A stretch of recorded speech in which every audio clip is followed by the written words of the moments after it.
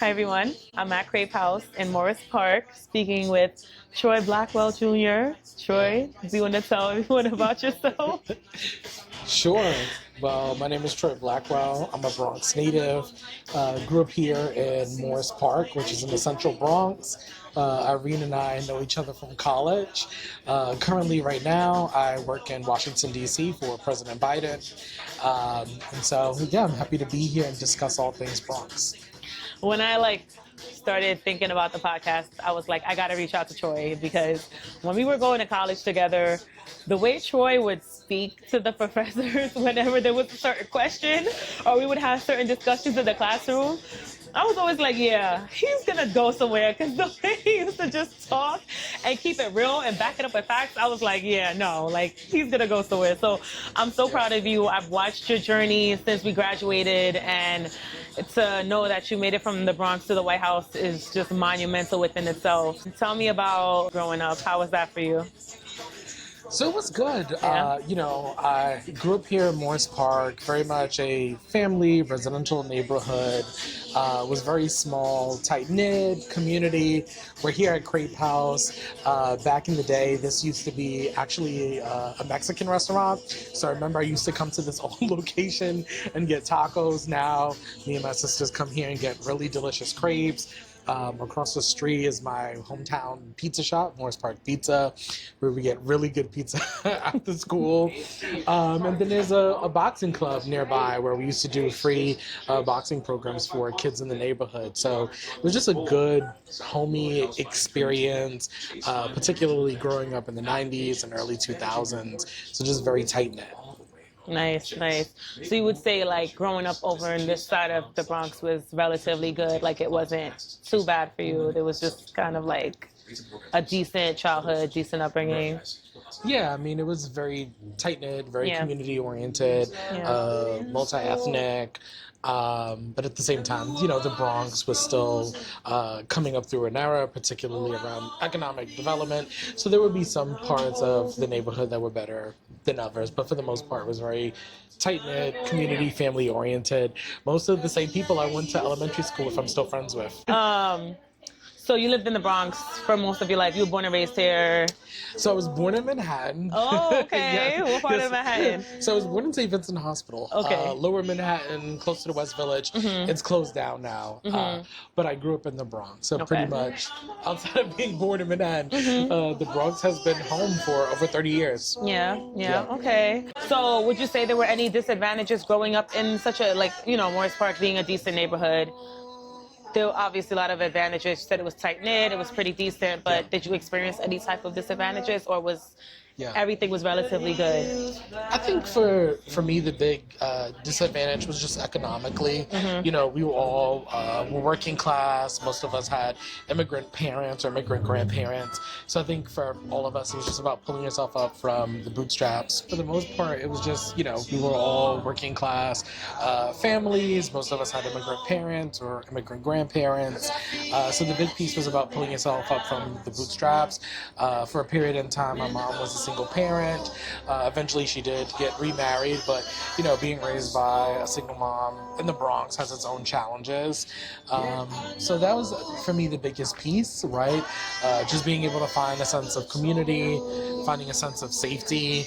I remember there were periods and times where my mom couldn't afford, some of the best camps or activities for me to do over the summer, which is usually when young people are the most at risk. Mm-hmm. So I was really grateful for the programs that were in my community that were helping a lending hand to those of us who needed it most. Yeah, those are so important now. I feel especially for kids now where they're so into just being on their phones. Yeah. And not really going outside. But when we were growing up, we had to go outside, or we had to go interact with other kids, or we had to go to these community centers that were around just to kind of feel like kids. Yeah. I definitely remember playing tag. Yeah. running up and down Morris Park Avenue. Yeah. It was before I had a cell phone, before any of that. I definitely remember running up and down, being outside. Tag. Yeah. I remember sometimes, we couldn't commute necessarily to like a fancy pool. I remember, the fire hydrant. Yo, the hydrants. Yeah, you remember all the kids would come in the middle of the street. You pop the fire hydrant, everybody's getting wet. Like I have like vivid memories of those. Yeah, same. Yeah. Growing up in Morris Park, was there anyone influential in your neighborhood or in your family that kind of was an influence to you, like when you were younger or in your teenage years, and kind of pushed you to? Well, let me backtrack. Yeah. When you were growing up, did you think you were going to be in politics, or what did you want to be? No. Growing up, I definitely didn't think I was going to be in politics. Yeah. At all. Yeah. I had no idea. I probably thought I was going to go into acting. Yeah, I used to be really into the performing arts. Interesting. I used to be a drama kid. Used to like theater. So I was that kid. Like Yeah. I thought I was gonna go into theater, do plays. Yeah. And then life just hit. It happened, right? Like I think growing up in the Bronx, thinking a lot about the education I received, the community I grew up in, issues that were important to me. My family, we've been on a long journey with my stepfather to get his citizenship, which now he is a citizen. Congratulations. Thank you. We're really glad about that. Yeah. But just going on that journey just naturally gravitated me towards politics. I started to be concerned about things that maybe were not top of mind before. Things like immigration. I remember in high school, there wasn't necessarily a safe high school at the particular time. The high school that I was going to, we had to go through metal detectors. I remember there was a gang that was coming after me. And we had to transfer me. I had to go to school all the way in Queens just to go to a better high school. And so things like that started to play a factor in my life that I considered. And just by default, just by happenstance, circumstance, I just had to think about things a little bit differently. You asked about someone who inspired me. There was a gentleman, his name is Mr. Raymond. He used to own a laundromat a couple of blocks from here. It was a local laundromat because we didn't have a washing machine or a dryer in the house. So, you had to put your laundry in the bag and roll it to the laundry. But Mr. Raymond was just so nice and kind. He was just always giving words of wisdom to the young people in the community. But I just remember so vividly because whenever I would go to the laundromat to visit Mr. Raymond, he would always just talk to me about school, just ask how things were going. He always reinforced education, like, make sure you go to a good high school. When I was in high school, he was like, make sure you apply to college. Like, he just kind of reinforced that for me. So that was just a positive figure from someone you don't necessarily expect it, but just a really good guy. I know he would hire people locally who sometimes would work in the laundromat over the summers. If he saw any of us misbehaving, doing anything we shouldn't do, he would definitely tell our parents. I remember there were times I, got in trouble, running up and down the block, did things I shouldn't have done. Running up and down the block. Sounded like J-Lo. No. But like running up and down the block, and, just doing things he shouldn't be doing. And I knew that if Mr. Raymond saw me, he was telling my mom. I knew it was a rap. You know what I mean? So he was just kind of one of those neighborhood figures that was good. And he was an older gentleman at the time.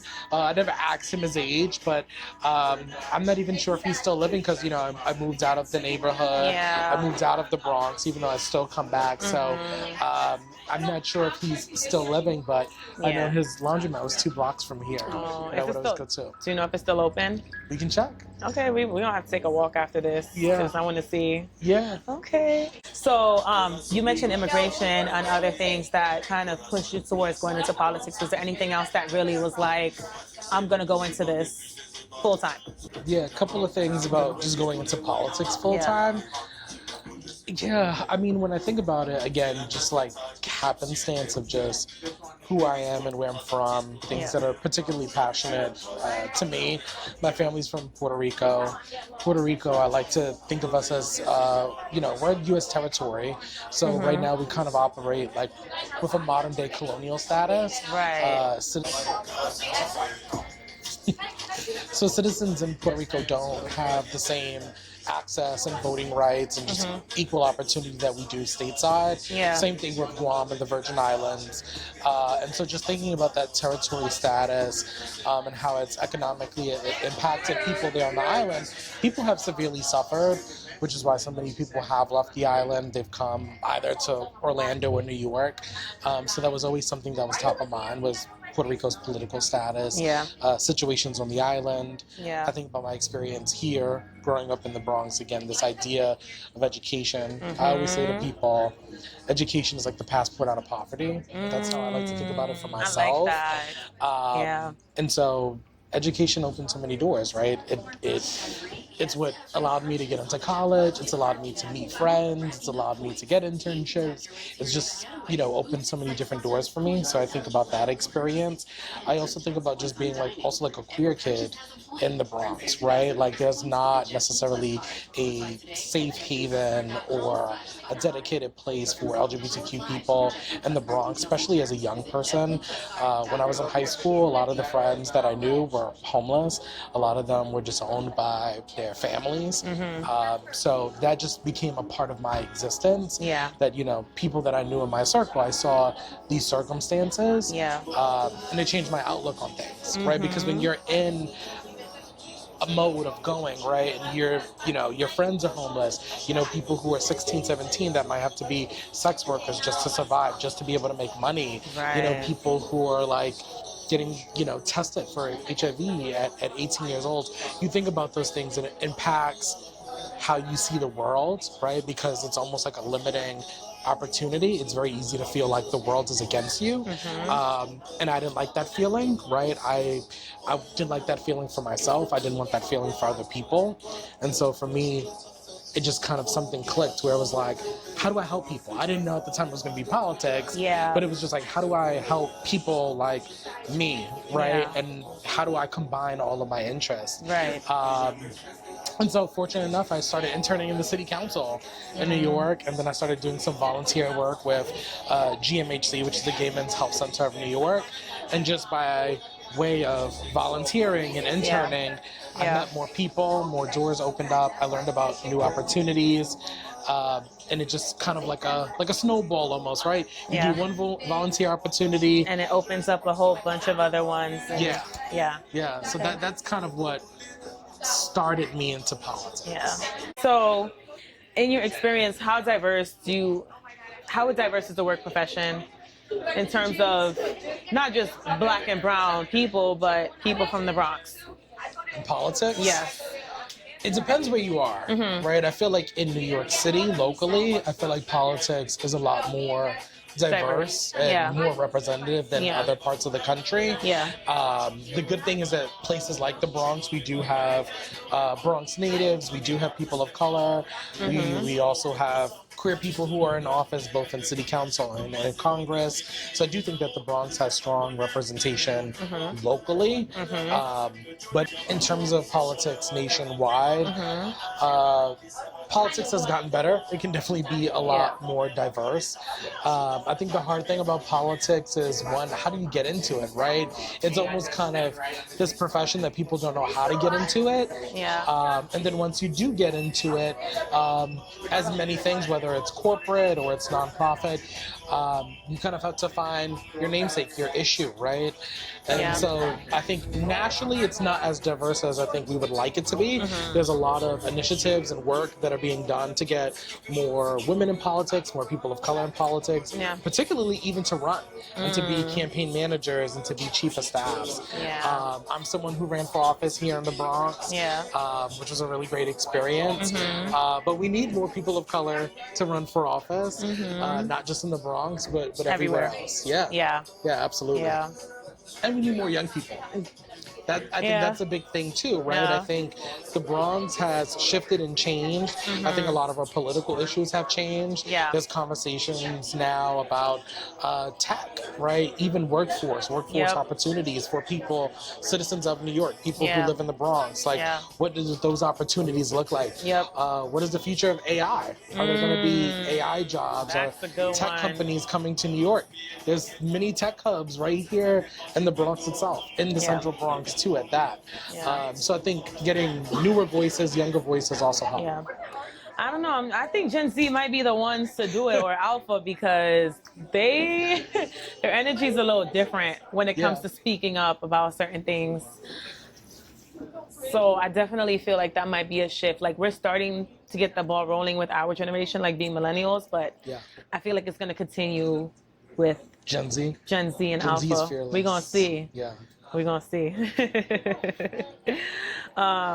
Do you come across a lot of professionals from the Bronx and specifically in what you do? I know there's AOC, but yeah, as of recently, yes. Yeah? Surprisingly, yeah. For a long time, I did not, specifically in national politics, because now I live and work in DC, even though I'm from the Bronx. Yeah. My family's still here in the Bronx, but I do my work in DC. So I've actually found a small community. It's not a big, large Yeah. amount of us, Yeah. but I have at least 4 or 5 other people that I've met in DC that are from the Bronx and are doing political work in their own respective realms. And so we just kind of like shared ideas, Yeah. stories of where we're from, ways that we're giving back. Yeah. Each of us actually do come back to the Bronx. Oh, that's... I'm here like twice a month, so Yeah. Amtrak owes me some points at this point. But yeah, I did find a small community, and it's good to just find other people and other people of color, particularly. Yeah, and it also helps that y'all can connect on that cultural level. Like, yeah, we're all from the Bronx, so we know where we're coming from. You can relate when it comes to certain things. I feel like that connection's pretty dope in a space like that. You know what I mean? Yeah. So, out of all of the things that you've done through work, what's your biggest accomplishment and why? Good question, right? Biggest accomplishment. Biggest or something that you're Yeah. really proud of. It doesn't have to be the top of the list, but something that was very proud of, like you were proud of. I know you mentioned running for the council, but yeah. Yeah, I think there are 2 big moments in particular. I think the first big thing for me is that when we were at City College together, I was able to be a White House intern under the Obama administration. And that was a big deal for me. Yeah. It was, in my mind, being a low-income kid from the Bronx, it meant a lot to my family. We were very excited about the opportunity. Yeah. Most of my mentors in politics have come from that time. A lot of people that I've met during that internship, we built relationships. I learned a lot. Yeah. I remember that experience of being an intern, being able to invite my family to the White House, to give them a tour so and dope. to just see that. Yeah. And it's kind of like what Michelle Obama says, what Mrs. Obama would say, like, when you think about the magnitude of that building, like this was a house built by slaves, Yep. hundreds of years ago. Yeah. And then when you walk into that space, you see the portraits, you feel the air, you get a sense of how important being in that space is. You think about all the people that have come before you, all the, presidents, vice presidents who've walked those halls. Yep. And I don't know, there's just a triggering effect of like being in that space. Yeah. And so it's not a space that I would have imagined myself being in, when I was in middle school or high school. Yeah. But now being able to be in that space just meant a lot to me. Yeah. And it offset something that like, hey, if I can do this, I can do so much more, and I know that there's other people that can do this, right? Yep. Like I want more young people from the Bronx to be able to apply and do internships like that, to have that opportunity. Yeah. So that's the first.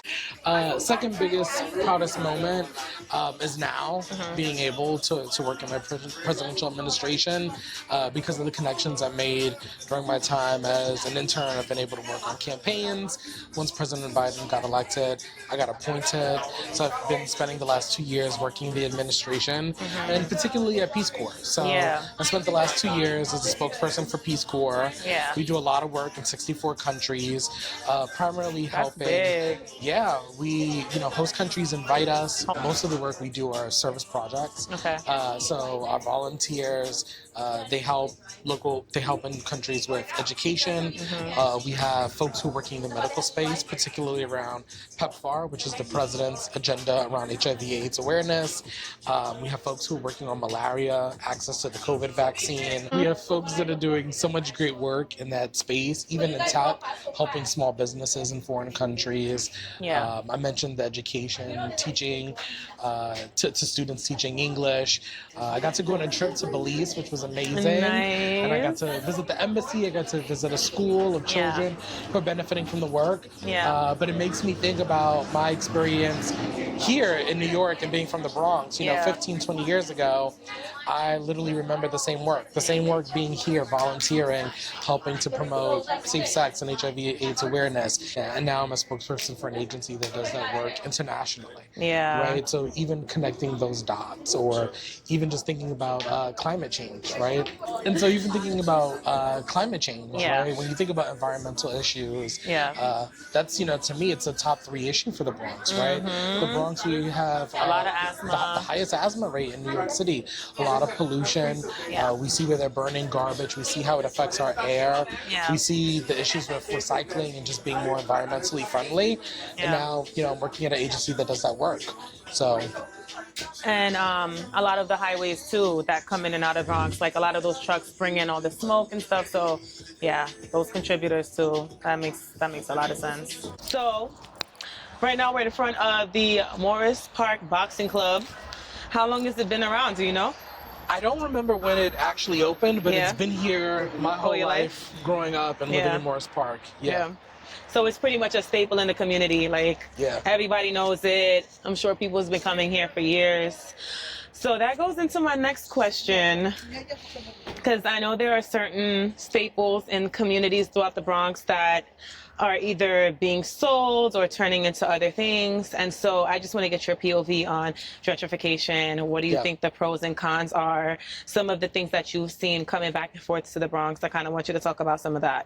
Yeah. Yeah. So I think gentrification specifically is a mixed bag. I think it, you know, it has its pros and cons. Yeah. I think the big pro is that communities that have historically been underinvested in are finally getting that investment now. So I think that's one upside, right? Yeah. So you're getting new small businesses. You're able to, you know, increase your, you know, housing opportunities, you know, healthier food. I think all of those things are severely important. Yeah. At the same time, I think one of the negatives, the downsides, is if people are displaced, right? I think whenever Yeah. there's displacement of people, that's something that always needs to be considered. Yeah. So I think we're seeing a little bit of that in multiple places, multiple neighborhoods across the city, across the country. Yeah. So I think of it just kind of, there's a way for gentrification to be responsible, right? There's responsible gentrification. And there are ways to do that, right? I think considering those factors of, Yeah. one, how does this affect the people who currently live in a particular neighborhood? You know, how do they benefit, right? And just kind of weighing those pros and cons. Yeah. Are there certain areas, I know I've seen it more in the South Bronx, but are there certain areas of the Bronx that you're seeing gentrification start to happen? Yeah, particularly in the North Bronx. Yeah? I'm from uptown, so let's talk I about was gonna it. say, yeah, I know you're from uptown. But yeah, I've definitely seen it particularly around Wakefield, 241st, 233rd. We've seen a lot happening up there, particularly. They're opening new studios in Mount Vernon, Yonkers area. Yeah. So coming with that, which is a great economic opportunity, it brings jobs, but at the same time, it brings new people. Yeah. And we need to factor in what will happen with that, right? Yeah. That's still yet to be determined.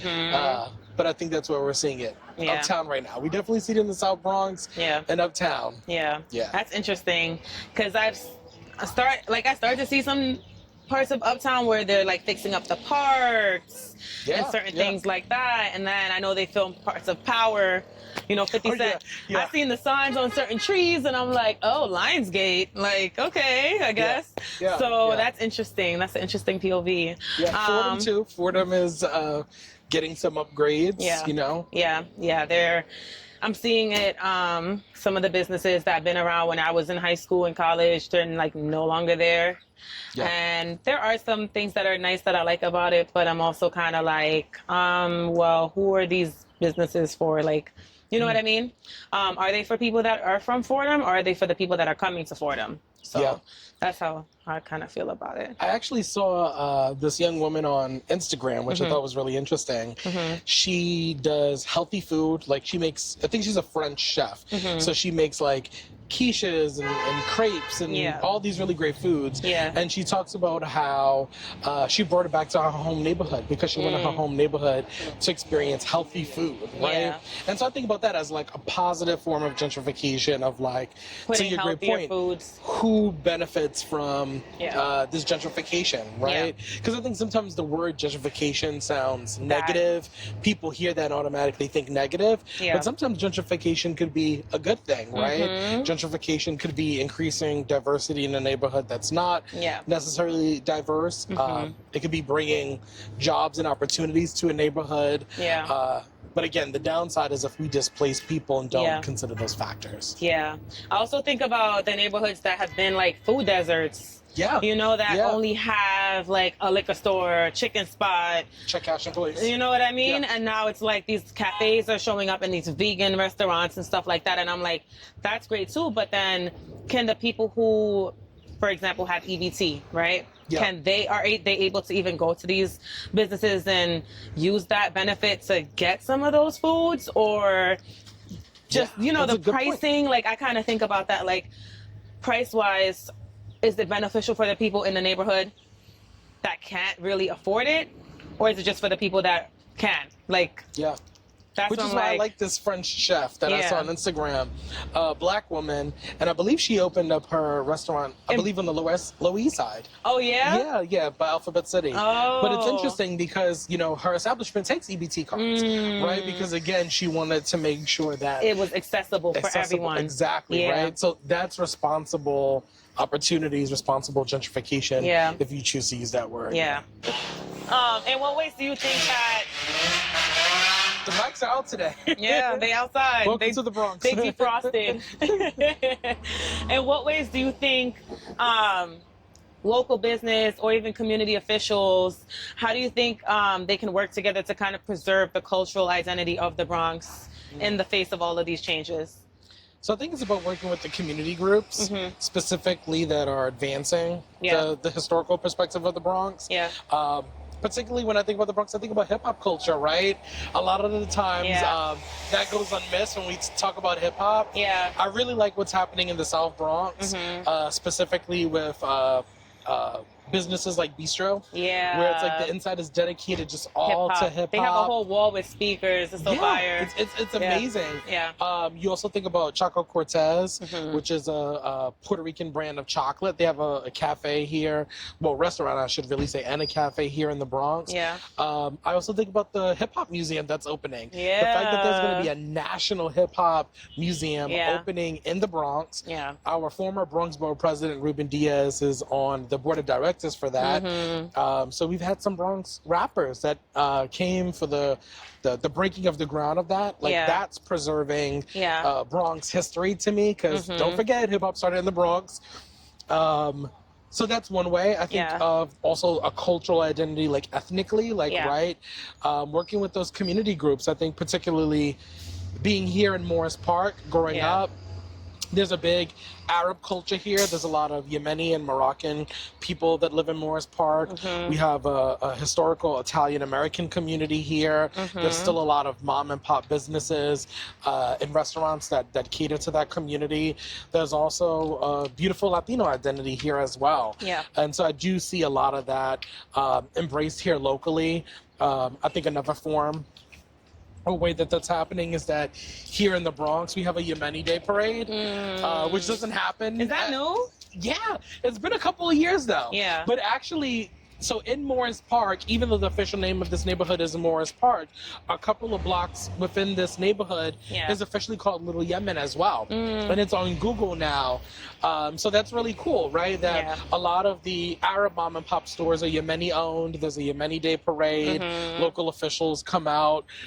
There were some community groups that got Google to change it. So you can always look up Little Yemen in the Bronx too, which is where we are. So I think about that. I think about Arthur Avenue Avenue, Little Italy, right? How they've preserved that culture as well. Yeah. And then we also see it uptown with Caribbean culture. Huge Caribbean influence here in the Bronx. Yep. And the pioneers of hip hop were also of Caribbean descent. So we can't forget that either. Yep. So that's also part of the Bronx legacy. Yeah. I love that, like, the Bronx and also other boroughs in New York, there's just these little enclaves of culture, like these certain neighborhoods that are like, Washington Heights is Dominican. Yeah. You know, you have Colombians in certain parts of Queens. Brooklyn has Little Haiti. So, like, there's these little, like, even the Bronx has Woodlawn, which is predominantly Irish. So there's these little enclaves of different culture that you could kind of find depending on the neighborhood that you go to. And I think that's one of the most dopest things that I think preserves the culture in the Bronx and in New York. Just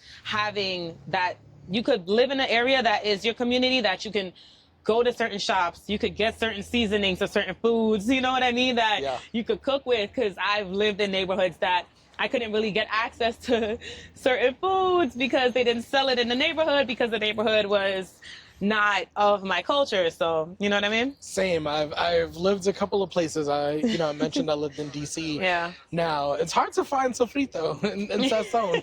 Every supermarket does not sell that. It's also a little bit hard sometimes to find plantains. So, that's some Bronx shit. Thank you. So, welcome to the community. Yeah.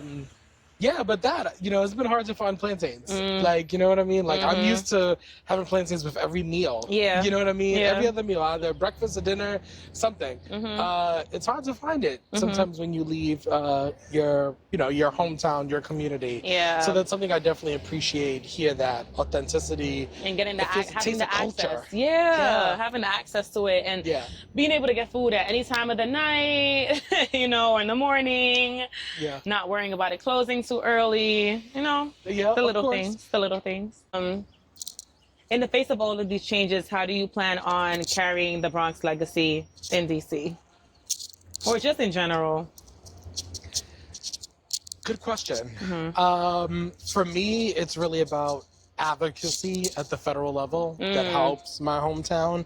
So for me, I'm always from the Bronx. You know, this is my home. I come back here. This is where I was raised. This is where my family is. So even though I work in DC, it allows me the ability to advocate for things that my community here in the Bronx needs. Yeah.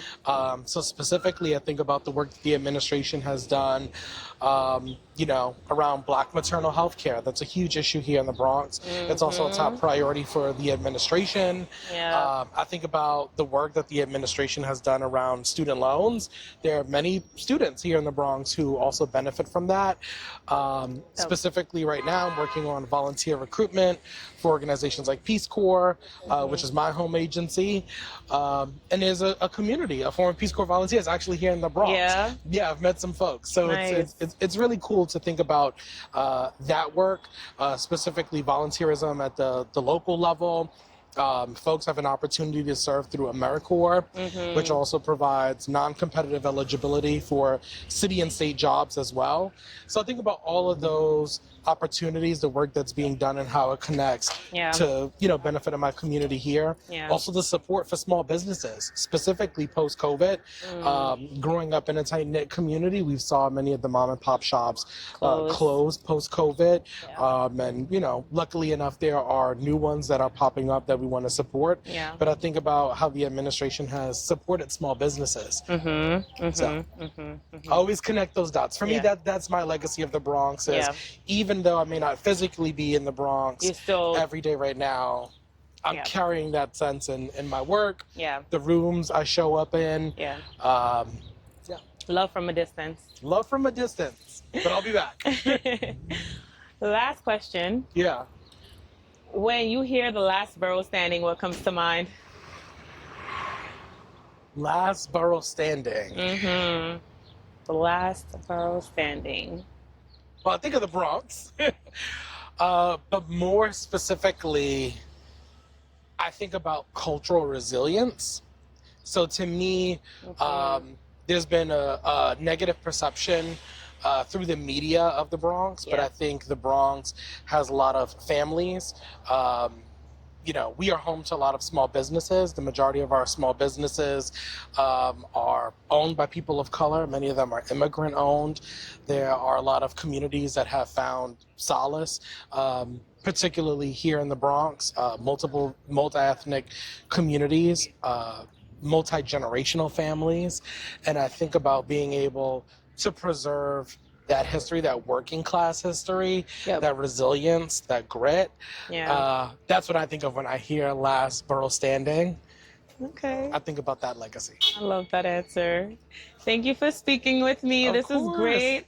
He's about to walk me up and down Morris Park. So we're about to see the block. It looks nice. Y'all not going to think that it's the Bronx, but it really is. So you ready? I'm ready ready to take me? I'm ready. All right, let's go.